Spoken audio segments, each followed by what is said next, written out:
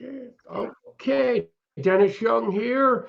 Primitive Substance. Just want to say I have our new shirt on here. If anybody wants any, I'll put a link below and we'll take it from there. But another very special guest, all the way from Belgium, Michel Delville, who has this great band, The Wrong Object.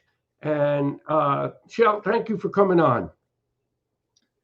Very pleased to be here. Thank you. Thanks for having me, Dennis. Of course. So how did you get started in this whole jazz field of you know, 'cause you're an exceptional guitarist. I mean, what was some of your influences that got you going? Yeah,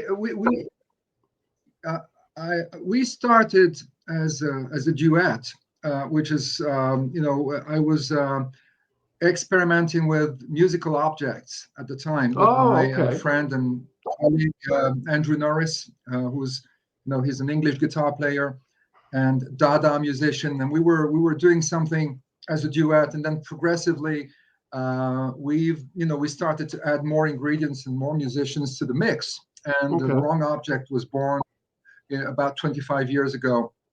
And my main influences, since you ask, were not really guitar players. I mean, yeah, of course, Trank Zappa, and people like John McLaughlin and a few others. But I was really more interested in doing with the guitar different stuff with the guitar and following different models. I was really into Coltrane at the time, and yeah, and I think my early playing was more influenced by sax players such as Coltrane, and I was also listening to a lot of Steve Coleman at the time, than by guitar players or shredders. Right. Well, I hear a lot of like Soft Machine in your music, and a little bit of Henry Cow, and a little bit of gong. So you guys have really bridged the gap, I think, with your sound into this current era. Yeah, I mean, you're spot on. I mean, the Henry Cow, Soft Machine, the Canterbury scene was very important for us. And I was equally influenced as a composer, because I was writing most of the stuff at the time, by Zappa as by the Soft Machine. And we ended up playing with Elton Dean of the Soft Machine, which was I was going to mention that. A miracle come true for me, you know. I imagine. Now, were you guys like a Zappa tribute band before you started the band? Yeah. We started to play. Well, we were never a 100% Zappa tribute band. We were playing some Zappa tunes, maybe 50%, and throwing in our own compositions. And gradually, we continued to play Zappa covers. I mean, unusual Zappa covers. You know, the goal was not to reproduce what Zappa was doing, but do something rather different with it, with the material. But we continued to play some Zappa covers on demand. You know, people were asking us to do Zappa festivals in Holland, in Germany, in Belgium, in France, and other countries. But most of the time we were, you know, doing either our own stuff or maybe, you know, a few Zappa covers and our own compositions. And then we decided to release a full Zappa cover album a few years ago, which was called Zappa Jawaka, and it was that was really 100% Zappa. Oh, okay, yeah, because that's complicated music. I mean, that must have taken a lot of work to figure that out. Yeah, writing arrangements for musicians who could read the music. I mean, I've always worked with professional musicians who could read the music much better than I do on paper. And the charts, producing the charts was quite a challenge, because, you know, you don't get that from Google Images or from the Zappa Family Trust easily. So we had to do it our own way, which is just as well. You know, we came up with different ideas for improvisations and a different color and different arrangements. Yeah, I mean, it's not easy playing that kind of music. Now, talk about working with Elton Dean. I see The Unbelievable Truth was a really great record, and with Elton, and you did a lot of work. You did some work with him. Did you play live shows with Elton? Yeah, we only played one live show because unfortunately Elton was already really ill when we met for the first time, and well, what we did is, we were supposed to do a tour with Lowell Coxhill, who played with I know Kevin. him. Also, you know him, right? He's also into yeah. free jazz, and Lowell withdrew at the very last minute for health reasons. So it occurred to me that we needed someone else to confirm the dates, and I called Elton, who was living in Paris at the time, and I sent him some charts and some recordings of The Wrong Object, and he said, "Yeah, well, let's do this. You play my compositions, I play yours," and that was, it was a pretty good deal. Oh yeah, fantastic record, and you got a lot of praise for that record. It was really well done, and you got such a strong rhythm section in your band. A really great bass player. And talk about some before we move on, some of the musicians that are playing in your band. I mean, we could talk about them. Yeah, the only survivor of the Elton Dean meets The Wrong Object period is Laurent Deschamps, the drummer. So he's really the co-founder of the band. I mean, I was there before him, but he's been with us for more than 20 years. So we're the two leaders right now, and so Laurent is still there. Damien, the bass player, left the band a few years after the Elton Dean record was released. Well, now we have Antoine Guenet on keyboards, who wasn't there at the time. He is also a member of Universe Zero, and I know you've had Guy Seggers. Oh, I know them. Yep. Their show, so you know them well, and with whom I'm collaborating on a new project featuring Daniel Denis on drums and Antoine on keyboards and myself on guitar. Oh, that's got to be good. Yeah, that's going to be good, I think. And we mixed, we put the finishing touches to the mix yesterday in Brussels. Oh, great timing! Now, what's the name of the band? What is it? We don't have a name yet. Okay. we have to talk about this. I don't have a name for the band. We have to talk with Daniel and see what he thinks. And it's not going to be called The Wrong Universe or Object Zero. That would be too easy. But something maybe different. We haven't come up with anything yet. But it was really fun to do that session with him. And we have another bass player also called Damien, but it's a different one, Damien Campion, who has been with us for a few years now. And then we are collaborating with different sax and trumpet players. It's not always the same people because it's easier to operate as a quartet and have some guests depending who's available for what gigs, at what time. So right now we did a few gigs and a few festivals recently with Bart Maris, who's the trumpet player with Flat Earth Society, a well-known Belgian Prague. Right. Okay. And then I want to talk a little about Stanley Jason Zappa. Now, I didn't realize. I looked him up. I didn't realize he grew up in New Jersey. I mean, he grew up in New Jersey. Yeah, I mean, I didn't. Right? Yeah. No, he did. He did. I'm saying he grew up. Yeah. That was really something. Well, we met at Zappanale. We sort of hooked up.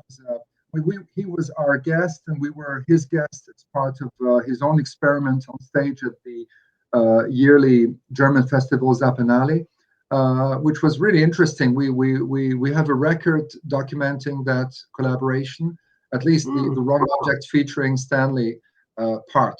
I don't think Stanley ever officially released his own album based on the gig he did at the Zappanale. But it was such a fun guy and a great guy to play with, and a great improviser, and he has a huge sound. That's what's great. I mean, and now let's talk about Into the Herd. That was a really good record. I mean, really strong. You had a lot of good. The bass was really, bottom was good. You were playing some really fast guitar. It was a good band on that record too. Yeah. It was more or less the same. It was actually the same lineup. Yeah. Oh, is it? Okay. Jean-Paul Estievnar on trumpet, who's now become one of the top international European jazz players. Oh, wow. And yeah, he's he's really part of that scene now, and he plays all the time. He's very, very famous in Europe and Belgium, Europe in general. And then Fred Delplanque on sax, who's also a huge sax player, very Coltrane-ish at the level of sound. What's the music scene like with jazz in Belgium? Is it a big following? I mean, do you have a lot of people interested? Yeah. It's a big. I mean, it's a small country with a big jazz scene, and it's fairly open-minded. Yeah. There are very. I mean, it's also a very dynamic scene when it comes to experimenting with electronics and real avant-garde jazz with a beat to it. Which is what I also like to do with another band called the Gödel Codex. With whom I'm starting a new collaboration with a trumpet player, and it will be something really, really different from The Wrong Object. It's a very electronic based band and a lineup which is I'm also playing the synth on with that band, and so it's a trio plus one. Oh, okay. Wow, you're pretty busy. You got a lot going on there. Yeah, great. I like to keep busy. I mean, that's what's nice. It keeps me going. I mean, you get the opportunities, you just have to do it. That's what you got to say. And then down the road, you look back and say, "Wow, I was really a busy musician, putting out a lot of interesting music." Yeah, you have to create the opportunities when the energy is there. Yeah. As long as the energy and the will to do it is, So what do you? Now, do you play with a lot of effects with your sound, or you just what kind of pedals do you use? Do you use a lot of pedals? I'm using a lot of effects, but basically the same ones for the last 20 or 25 years. I'm using a Roland guitar synth. And then the next pedal is a wah-wah pedal. It's almost always there, and it's almost always on. And then I have a Brunetti overdrive pedal, analog overdrive. It's a big bastard of an Italian overdrive pedal. Okay. Then after that, there's a loop station, Boss loop station, which I use for atmospherics. Not so much as a rhythmic ingredient, but more for atmospheric stuff. And then last but not least, the Echo Park line, which is one of the greatest reverb pedals I've ever used, and which is currently, it's not available anymore except secondhand, but it's a pedal I really recommend. It's great, absolutely wonderful. And what kind of guitars do you use? Is it It's always, I've always used several guitars, but my main guitars are Ibanez. Roadstar 2. I like the feel of them, and I've tried many other guitars, but I'm doing some work with a semi-hollow Gretsch right now, because for that new project, the electro jazz project with the Gödel Codex, to develop a cleaner sound. But Ibanez does it for me. Yeah, it sounds great. I mean, you really have such a great flow with your playing. It's really good. And so what are you planning any live shows with The Wrong Object coming up? Right now we haven't got any. We did a few festivals in the summer, and we were preparing for the next album, so we're rehearsing some brand new stuff. And this time I've asked all the members to contribute compositions, including Damien, the bass player, who's never actually written for the band, but he came up with two very, very nice compositions, which we're going to rehearse in 2 weeks. And we will start to rehearse regularly until we feel comfortable with the new material, comfortable enough to play on stage and go into the studio. Okay. Now, do you put this out yourself, or do you have a record label that? We have that record label on your side of the big pond. It's called Moonjune Records, and it was founded in New York City by Leonardo Pavkovich, who now lives in Spain. Yeah, he's a great guy, and he really put us on the map. As soon as we did that collaboration with Elton, he made it possible for us to be well known and visible worldwide. So we owe him a lot. Right. Level 2. Well, I found you guys on the Romantic Warrior special. That's where I found you guys. Said I got to talk to you because you're such a good band. That's why I wanted to get you on the show here because you guys are really, really tight. Yeah, we enjoyed doing that DVD. It was really fun, and we at that time we also had Susan Clines on vocals, which was one of the very few moments when the band became non-instrumental. When it included vocals, except for the Zappa tribute, because we felt that we had to sing, and there were 3 singers actually at the time: the sax player Antoine on keyboards and myself. And that was really a necessary thing to do with the Zappa repertoire. But it was a fun thing to do, that DVD feature. Are you planning on coming to the States at all to play? Well, you know what? We've never played in the States, which is ridiculous. I mean, I recorded an album in the States a few years ago with Dave Liebman and Dave Liebman and Anthony Bianco, the drummer, under the name Machine Mass, which is another side project of mine. And so we didn't have a chance to play with Dave at the time. The whole thing was recorded not too far in New England, not too far from his place. Okay. We ended up playing with Dave Liebman in Europe, but never in the United States. So any thoughts, any ideas? Well, there's some good clubs in New York City. I mean, they have a couple really good nightclubs. I mean, Soft Machine always plays in the city, Blue Note, and there's a couple other places that are pretty established. I guess you just have to get over here, with a good, good I hope it will following. happen someday. It's just a matter of financing the tour, and Right.